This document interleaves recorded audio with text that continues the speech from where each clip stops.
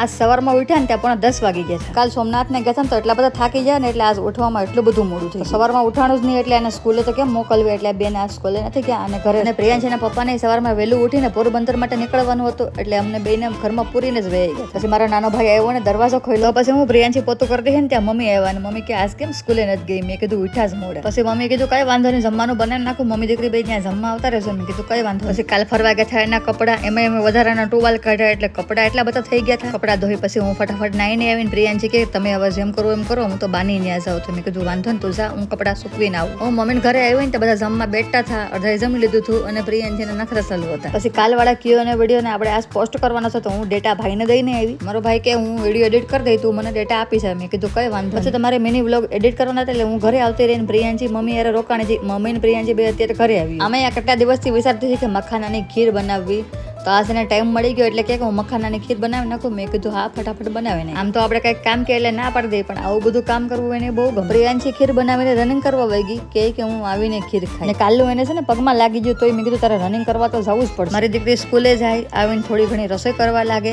અને પગમાં દુખે ને તોય રનિંગ કરવા ગઈ. 4 કિલોમીટર રનિંગ કરીને આ લોકો ઘરે આવ્યા પછી શાંતિથી મખાનાની ખીર ખાધી. પેલા તો કહી દઉં પ્રિયાંશી ખીર એટલા માટે બનાવી કે કાનુડા અને મખાનાની ખીર બહુ ભાવે. મેં કીધું ફટાફટ ખીર ખાઈ લે હાલ પછી આપણે હોમવર્ક કરવાનું પણ હજી બાકી છે. હાલો તો આપણે પાછા મળીએ કાલ.